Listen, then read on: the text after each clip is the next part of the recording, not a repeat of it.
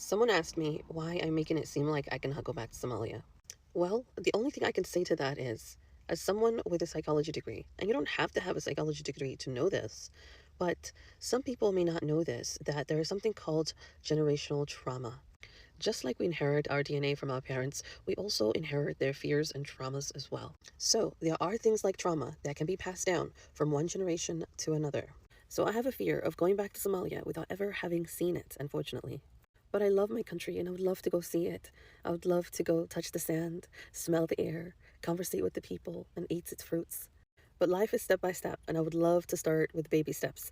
I would love to visit Jigjiga, and I would love to go to Garowe. I would also love to go visit Hargeisa and Borama and stay in Dar es Salaam, that's in Mogadishu.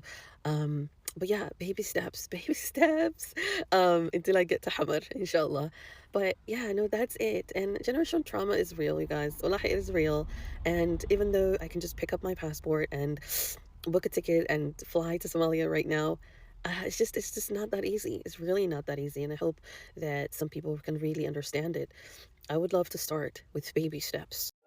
Hello, I am Omid. I work with UNICEF. Now I am in Kahari internally displaced camp in Somalia, where families and children are arriving for survival. By survival, I mean they're just looking for food and water. Somalia is going through the worst drought in 40 years. Children are dying because they have nothing to eat or drink. UNICEF is on the ground, as you can see behind me, providing essential services like water, food, and health services. But it is not enough. We need to do more, and we cannot do it without your help. Please help us to help the children. Thank you. If you're wondering why it's as if many Somalis do not want to go back home, even when they paint Somali to be one of the greatest country in the world. Like there's something we say in my home country, we usually say nobody will talk say imama food no sweets. Now let me actually explain that. It literally means that nobody will say that their mother's food is not yummy at all. Okay, so that's exactly what that English means. Okay, that is called pidgin English actually. Anyway, what I'm trying to say is that a lot of them actually were so bold on social media calling Somali the best country and of course trashing the US. And now it's time for you to go back home, and literally a lot of them are begging for help and all of that and saying that they do not want to go back to Somali. And you guys, you got to know the reason. And most of the videos we're going to learn today are actually most of the reason why a lot of them have decided not to go back home. Because if home was so good, I doubt if anybody wants to come out. So yeah, let's jump right in, then I'll come back with more commentary. Credit belongs to original creators of these videos. Don't forget to like, subscribe, share, drop your own take in the comments, and I'll see you on my next commentary. So let's dive right in.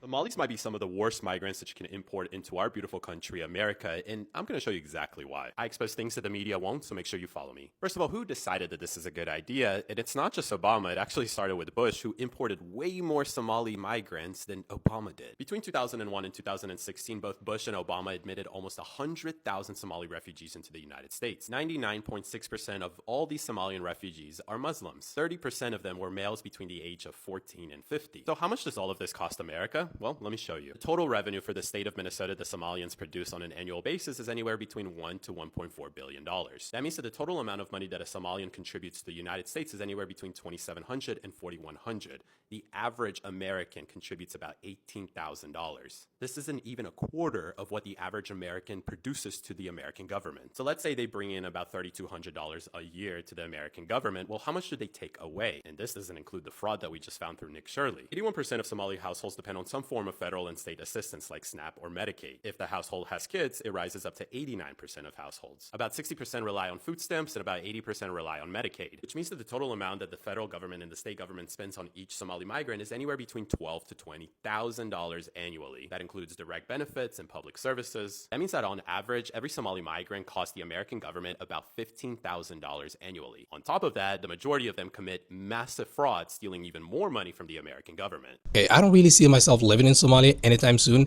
and that is because Somalia is not for the weak, and unfortunately I am weak. Will you maybe highlight the most difficult situations that you went through while you were in the refugee camps? Oh man. All right, let me go through it. One particular moment. It's okay, we can cry. Me and a guy named Omar. Omar and I were standing in Kismayo. We were best friends. One morning, every single morning, I used to walk into his house, and he used to walk to my house, and we used to meet in the middle. One morning, I walked and he walked, not knowing that we were walking towards each other. And when we saw each other, we smiled. And maybe like a few seconds later, there was an extraordinary war in the middle of the city. He looked at me, I looked at him. We were boys. We were 100% sure that he was gonna die and I was gonna die. And so we looked at each other and we were like, we almost want to see each other in heaven, rest in peace. We're alive though. And, there was a man running away. He jumped into a vehicle and left, and I assume he died. And I went into the mosque, and he assumed that I died. A year later, we saw each other in Yutanga refugee camp outside of Mombasa, Kenya. I'm walking, and he's walking towards me. He has no shirt, but I have a shirt. I'm looking at this kid coming to me, and he's coming to me. And I am 100% sure you cannot come from death. No one returns from death. So I thought he died. But he also thought I died. And so we got closer to each other. And then we look at each other.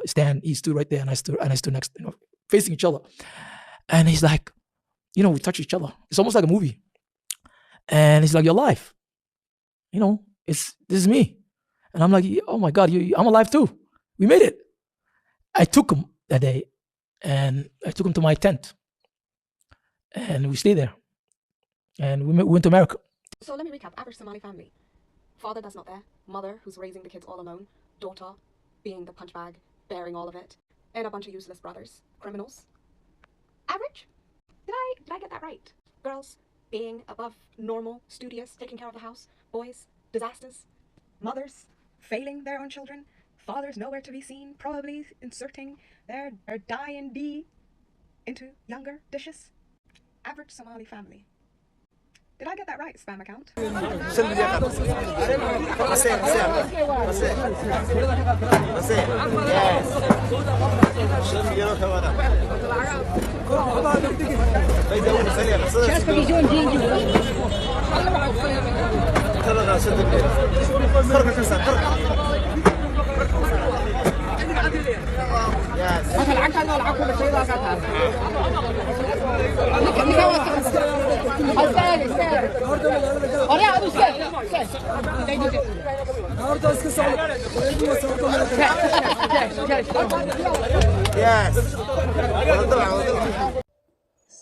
President Donald Trump needs to continue to dismantle the Somalian community in Minnesota. What it is about to do with stuff is that so many people that are getting ready to come up in the 2026 election, when seats are being vacated, they're using the Somalian community to gain rank into those seats, into those positions. That's how Ilhan Omar got in her position.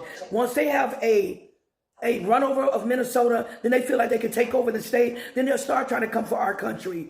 Everybody needs to start getting out and voting regardless of what you think or how you think that your vote does not work or it does not count. It does. That way you all will be around here complaining and bitching about what is happening so much in this world when these foreign people are coming in here trying to take over our states. We need to stand up and stop them.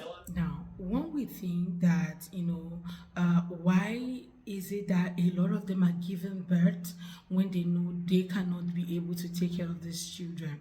I'm going to start here because it's something that actually have thought it through and through. Like, I keep wondering, why would somebody be giving birth knowing fully where the circumstances in their community and what they are going through in the country? There is drought, there is literally no food, no water, people living IDP camps for years. You could see people actually traveling from different parts of Somali just because they want to get to wherever IDP camp is, because they can't even afford transportation or so. Some of the stories that we read online is so baffling and also very shocking.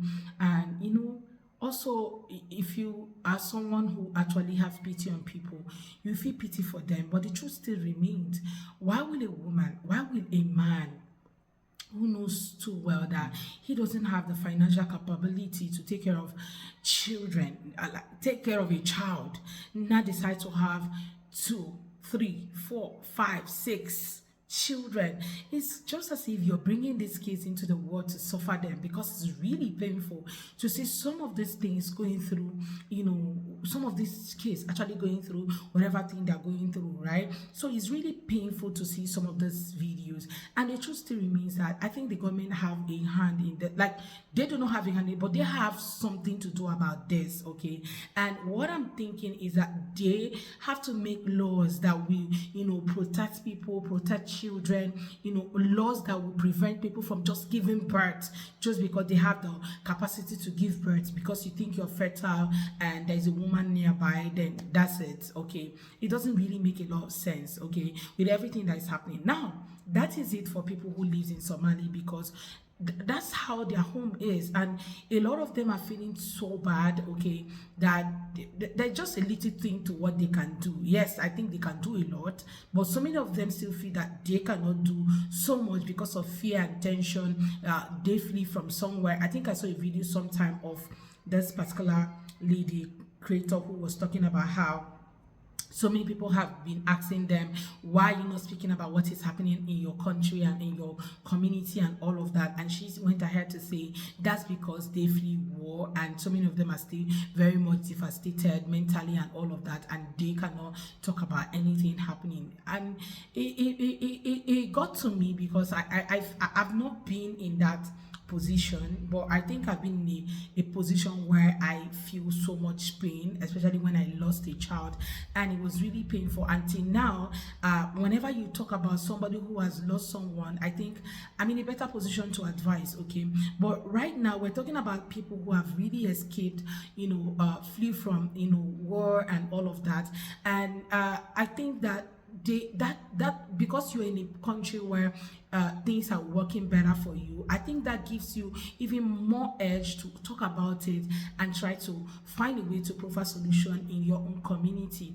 That's what I feel, okay? I don't know about you guys, but yeah, that's what I feel when I saw that video. I was like, no, that shouldn't even stop you. Instead, that should even propel you, give you the energy and the strength to even speak harder about what is happening in your community and try to address some issues, because most times, most of the issues that most immigrants face in any country around the world starts with them. It starts within them, not just because the country do not like them, but definitely because there are some bad eggs that have tried to, sabotage who they are and, whatever belief that they have. And the best thing is to start from within, okay, to start sensitizing your own community, start teaching them, and before you know it, you guys can spread abroad and all of that. Now, back to my question, do you think